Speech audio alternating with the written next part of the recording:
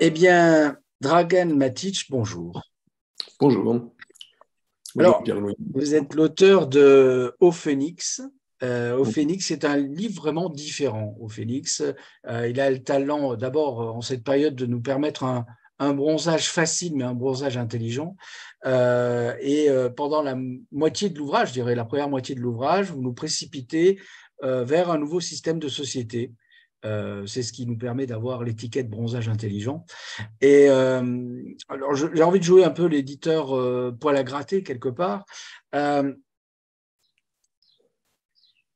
pour moi, la preuve que ce livre ose une rupture dans un monde conformiste, c'est parce que en grattant un petit peu, je dirais, la curiosité, que le débat émerge. Et on est dans un monde tellement conformiste dans l'absolu que dès qu'on arrive à lire quelque chose un peu différent, oser penser différemment, c'est déjà du bonheur en soi.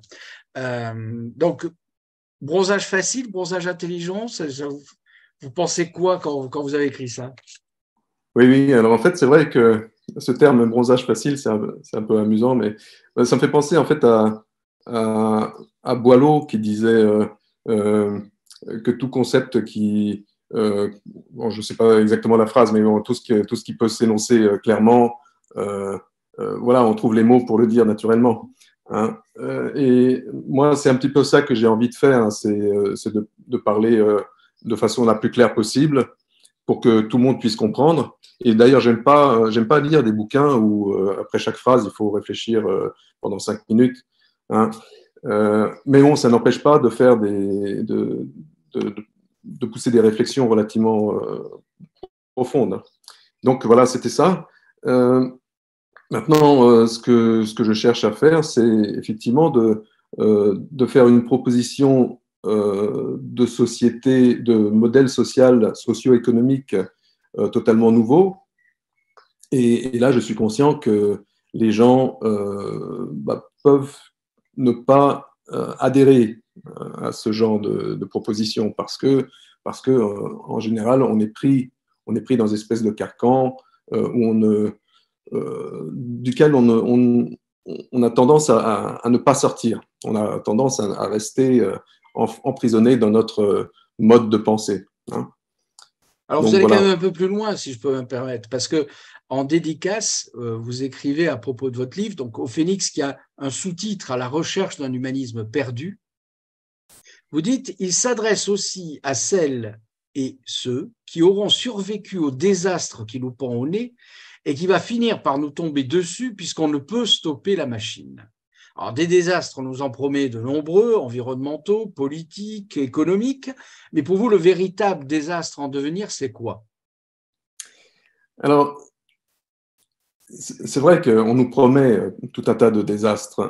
Et bon, moi, je les prends au sérieux. Hein. Je pense que ce qui se produit, ce qui se passe avec le changement climatique, avec tous les dérèglements dont on parle quotidiennement, en fait, aux informations, euh, et puis, bon, l'épuisement des ressources, l'épuisement des énergies, telles que le pétrole et tout ça, bon, ça nous conduit forcément à du désastre. Euh, et je ne vois pas de solution euh, pour en sortir. Hein. Donc, pour moi, il est inévitable que ça nous mène à une fin certaine. Alors, le Pour une chemin, partie de d'ailleurs, l'humanité. Mais oui, alors, le désastre, quel est le plus grand désastre bien, c'est justement qu'on n'ait pas la solution, d'une part, et d'autre part, en fait, je vois un autre désastre, c'est justement ce carcan dont je parlais, et que les gens euh, n'acceptent pas de voir qu'il y a un problème et qui, par une espèce d'optimisme ingénu, je dirais, continue de faire confiance à peut-être aux technologies qui vont régler les problèmes, tous les problèmes que d'une certaine façon magique, peut-être, je ne sais pas. Euh, voilà, qu'on trouvera la solution et qu'on s'en sortira. Alors pour moi, pardon. Non, non, Non, mais je voulais juste ajouter dans le titre, hein, au Phénix, je m'adresse à ceux qui vont survivre à ce désastre. Hein. Et donc, je ne m'adresse pas directement aux personnes actuelles, on va dire, mais à leurs descendants. Et voilà. Il est exact que, alors, vous parlez, parce que le livre a un rythme particulier, puisqu'on démarre en voyageant avec vous, en vivant vos expériences, et c'est ce cumul d'expériences qui amène une proposition, parce que je crois que c'est le bon terme, qui est un petit peu clivante dans nos univers politiques occidentaux. Alors, il y a un point intéressant, c'est votre approche de l'aliénation et de la manipulation. Alors, vous dites, aujourd'hui, je fais le lien entre la théorie de la manipulation et celle de l'aliénation, car la manipulation des uns conduit à l'aliénation des autres. Alors, ce sont les médias qui sont pour vous les premiers vecteurs de manipulation et donc d'aliénation? Oui, alors, effectivement, bon, c'est le tournant du livre, hein, ce passage-là, parce que jusque-là, on se pose des questions à travers les voyages. Et puis arrive le moment où j'ai envie de proposer ma solution. Et je suis conscient que ma solution va bousculer pas mal d'esprits. Parce que justement, on parlait de ce carcan, cet habitus dont parle Bourdieu, hein, qui est de s'enfermer dans son mode de pensée sans aller réfléchir au-delà. Et dans ce chapitre, j'essaye justement de décortiquer le mécanisme qui nous empêche de sortir de cet habitus. Et c'est en ça que je parle de manipulation et d'aliénation. Donc, avoir les détails dans le chapitre, hein, mais pour moi, ce ne sont pas des gros mots. Hein. L'aliénation, c'est juste un mécanisme.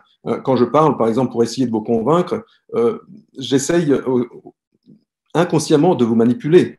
Hein. Et si vous adhérez, si vous finissez par adhérer à mes propos, ben, je vous ai aliéné quelque part. Hein. Donc, mais c'est au sens étymologique du terme. Hein.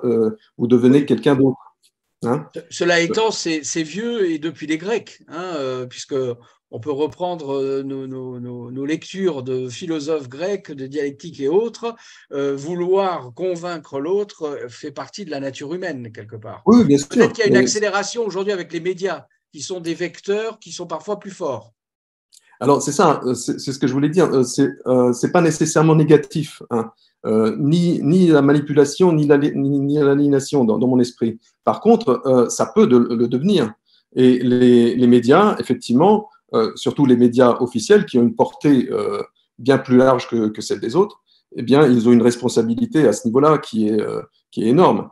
Et donc, ce qu'ils font, c'est finalement porter la voix officielle, hein, et par conséquent, ce qui en sort, c'est que nous, les citoyens, on va accepter ce monde tel qu'il est, parce que aussi bien les journaux que les films, que les émissions de divertissement, les pubs, tout ce que les médias transmettent, nous pousse à accepter ce monde tel qu'il est, et donc à ne pas nous poser de questions au-delà.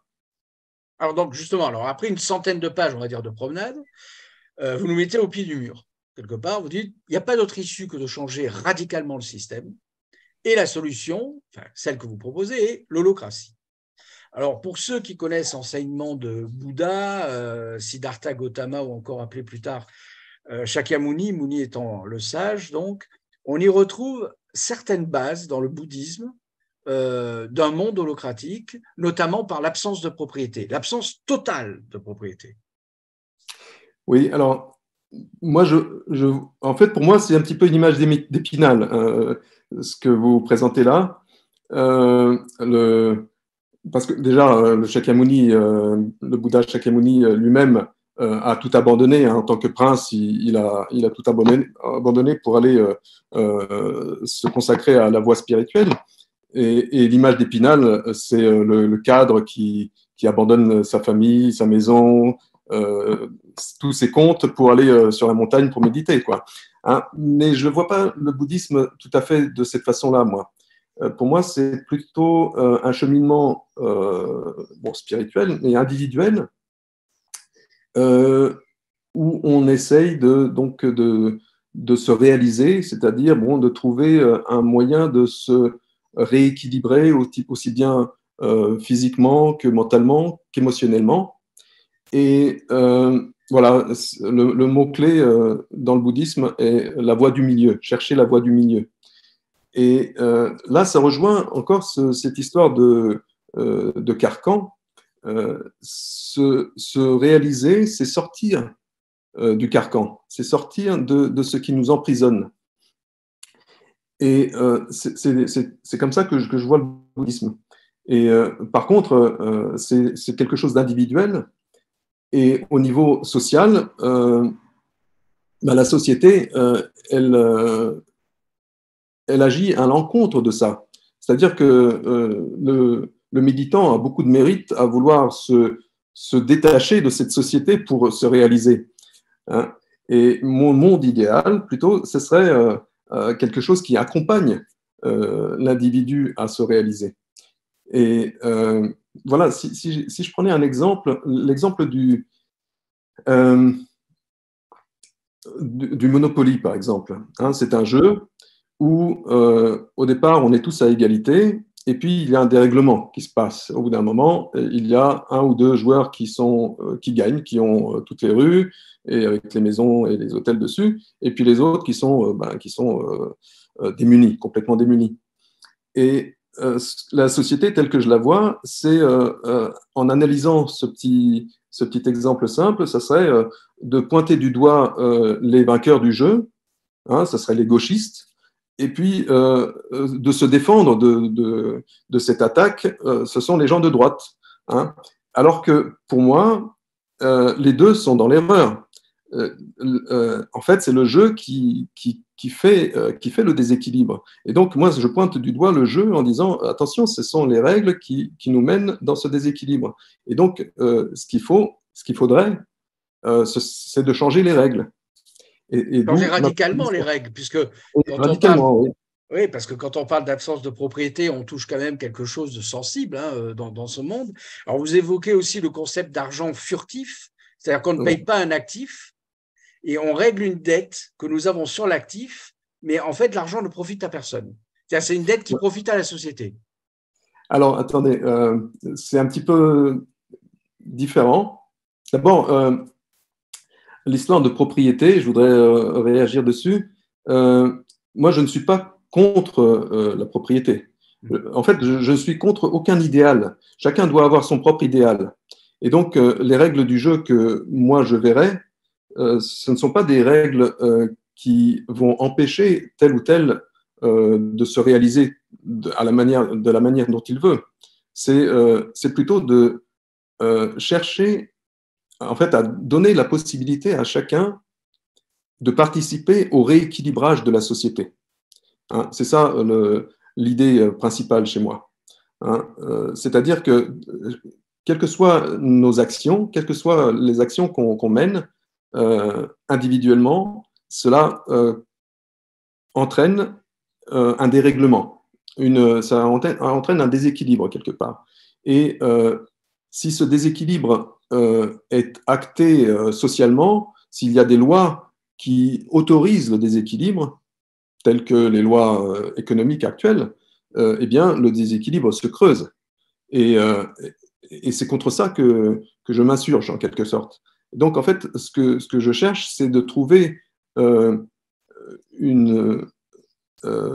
règles qui permettent à l'ensemble de la société, à l'ensemble des citoyens, d'avoir en main, en fait, la possibilité de rééquilibrer les choses. Si je donne un exemple concret, le prix du pain, je ne l'ai jamais voté, moi. Je n'ai jamais voté le prix de l'essence. Donc, c'est quelque chose qui m'est imposé. Donc, je ne suis pas pleinement citoyen. je suis citoyen de seconde zone, puisque je suis obligé de subir des prix comme ça qui me tombent dessus. Voilà, ça c'est au niveau des prix, mais au niveau de pas mal de lois, c'est pareil. Même si on se dit être en démocratie, les choses sont faites de telle sorte que les lois ne sont pas avalisées par moi. Et donc, je ne suis pas le citoyen. Là, on rentre dans la démocratie participative, quelque part. Oui, oui, oui. Ben justement, pour moi, la démocratie participative n'est pas une démocratie. Bon, parce que la seule démocratie où j'aurais mon mot à dire, ce serait une participation, une démocratie directe. Hein. Et c'est en ça aussi que je ne suis pas non plus communiste, ni je ne sais trop quoi. En fait, je cherche simplement l'équilibre. Voilà. Voilà un équilibre naturel. Alors, en 2 mots, parlez-nous un peu de l'argent furtif. Oui, alors l'argent furtif, bon, c'est un petit peu un clin d'œil à Alain Damasio, qui a écrit le livre Les Furtifs. Hein, dans son livre, il y a une espèce d'animal, ou je ne sais trop, un être qu'on ne voit pas, hein, et on sent sa présence, et dès l'instant où on se tourne vers lui pour le voir, il disparaît. Voilà, donc c'est un truc où ça apparaît et ça disparaît. Et donc voilà, c'est juste un clin d'œil. Pour moi, l'argent, voilà, si l'argent circule, eh bien, il y aura des gens qui vont créer des points de passage, des points de contrôle, des robinets ou des barrages, et donc qui vont contrôler l'argent. Et par conséquent, ils vont la faire ruisseler, comme ils disent, et donc nous le verser goutte à goutte. Tandis que dans mon modèle, l'argent ne circule pas. Il apparaît sur mon compte et il disparaît quand je fais des courses. Voilà, c'est ça l'idée. Hein. Et donc, dès l'instant où… il disparaît sans profiter à celui qui vous a vendu quelque chose. Après, il disparaît dans le vide. Hein. Il disparaît définitivement. Donc, il ne va pas dans la poche de quelqu'un d'autre. Et c'est ça l'idée intéressante, parce que dès l'instant où il ne va pas profiter à quelqu'un, il n'y a plus de gens qui vont être intéressés par le profit, puisque la notion de profit n'existe plus dans ce cas-là. Il y a une mécanique qui permet de réalimenter quand même, hein, dans votre système. Oui, oui, alors dans ce système, la mécanique, c'est bon, je travaille, donc j'ai un salaire, donc l'argent apparaît aussi à partir de rien, à partir du fait que j'ai un contrat de travail, ou alors que j'ai un certificat d'invalidité ou quelque chose comme ça. Et donc l'argent apparaît et il n'est pas contrôlé, cette apparition n'est pas contrôlée par quelqu'un, il est contrôlé par nous tous. Hein. C'est nous tous qui allons voter pour dire, un petit peu comme à la bourse, hein, pour dire, voilà, on augmente tel tarif, telle prestation. Et on permet aux citoyens de subvenir ses besoins. Voilà, les citoyens participent entièrement à tous les échelons. Et il n'a pas forcément un besoin de propriété particulier ou quoi que ce soit, puisqu'en fait, il peut vivre, il est soigné, il est… voilà. Exact. Alors, voilà. Il y a un côté un peu utopique. Oui, oui, alors c'est complètement utopique. Hein. Disons que pour moi, l'utopie, c'est aussi encore une étiquette, c'est un mot-clé, c'est un mot qui est utilisé par les opposants à toute idée nouvelle. Hein. C'est juste pour balayer une proposition, parce qu'en fait, dès l'instant où on considère la chose sérieusement, ce n'est plus une utopie, ça devient une espèce de projet qui pourrait se réaliser éventuellement, si on y met du sien. Mais bon, il y a Schopenhauer qui disait toute idée nouvelle passe par 3 étapes. Hein. D'abord, elle est ignorée, ensuite, elle est moquée, et en troisième lieu, elle est combattue. Hein. Et si elle arrive à passer ces 3 caps, ça devient une évidence. Elle vaut la peine. Ouais, elle vaut la peine. Alors, il y a aussi un autre point qui me paraît un petit peu fondamental, c'est que la solution proposée n'est pas forcément adaptable sur les 5 continents. Il y a encore beaucoup de pays qui sont très attachés à la hiérarchie, au chef, à la légitimité, je dirais presque du chef. Donc, il y a certaines parties du monde qui sont peut-être plus adapté. Peut-être d'ailleurs nos pays, Europe, qui a été un petit peu à l'origine de beaucoup de révolutions, je dirais, de pensée au niveau politique et autres, est plus à même d'entendre ce genre de choses, de l'étudier. Et en conclusion, il y a des parallèles à faire quelque part entre la démocratie participative, on en a parlé, le système coopératif et le système holocratique, parce qu'il y a des moments où on se croise un petit peu dans ces univers-là, même si j'ai entendu ce que vous avez dit sur la démocratie participative, notamment en ce qui concerne la gouvernance. Il existe dans votre système un droit de vote qui est pondéré en fonction de l'implication des êtres au sein de la société. Alors, Oui. moi, je trouve ça très intéressant parce que, je vous cite, ainsi, le vote d'un holo-citoyen est pondéré selon d'une part son degré d'action et d'autre part la portée de la mesure ou du paramètre à voter.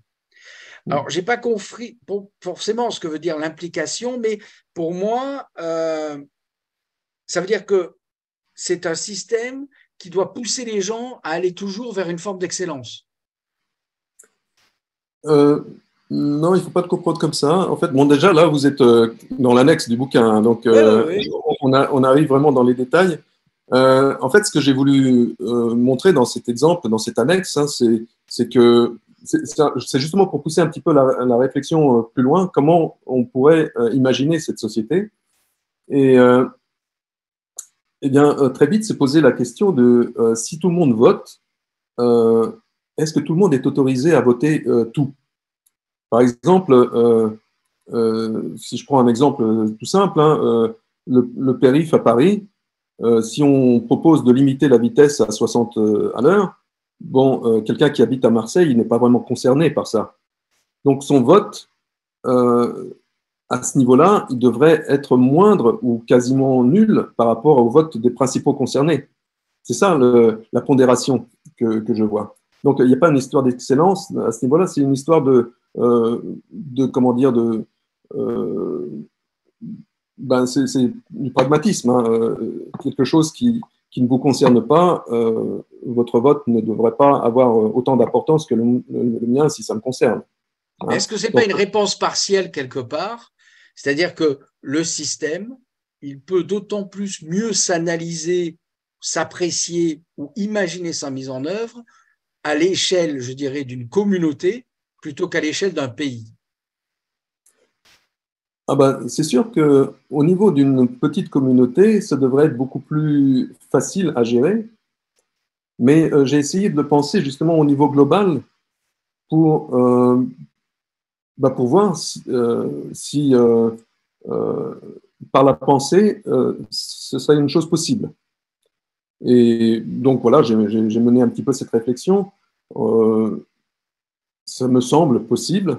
Maintenant, c'est sûr que un seul homme ne peut pas tout voir et ne peut pas voir tous les problèmes qui peuvent se poser derrière ce truc-là. C'est pour ça que j'ai dit que voilà, c'est juste une proposition de ma part et c'est à discuter, à étoffer et à retravailler si on veut. Hein. Ben vous avez bien fait parce que ça nous permet de penser autrement et ça fait pas de mal parce que c'est vrai que personnellement, je pense que nous sommes abreuvés par les médias d'une forme de pensée unique. Ça n'est pas une critique, c'est une façon, voilà. Et même si je ne rejoins pas complètement, bien qu'étant votre éditeur, votre pensée, sans vouloir paraphraser Voltaire, je ne suis pas d'accord avec vous, mais je me battrai pour que vous puissiez vous exprimer.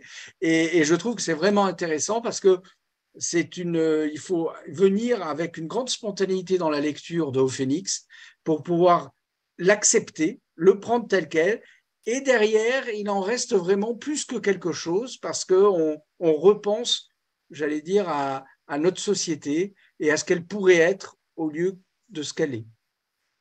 Tout à fait, oui, je suis d'accord avec votre conclusion. Donc, je n'ai pas grand-chose à rajouter à ce niveau-là. Ben, Dragan, merci beaucoup. Donc, Au Phénix, qui est en vente sur notre site, qui est en vente, que vous retrouverez en librairie, et que je vous encourage vraiment à acheter, non seulement parce que ça nous fait plaisir en tant qu'éditeur, mais parce que c'est une bonne lecture pour l'été. Dragan Matic, merci beaucoup. Merci bien. Merci. Au revoir. Au revoir.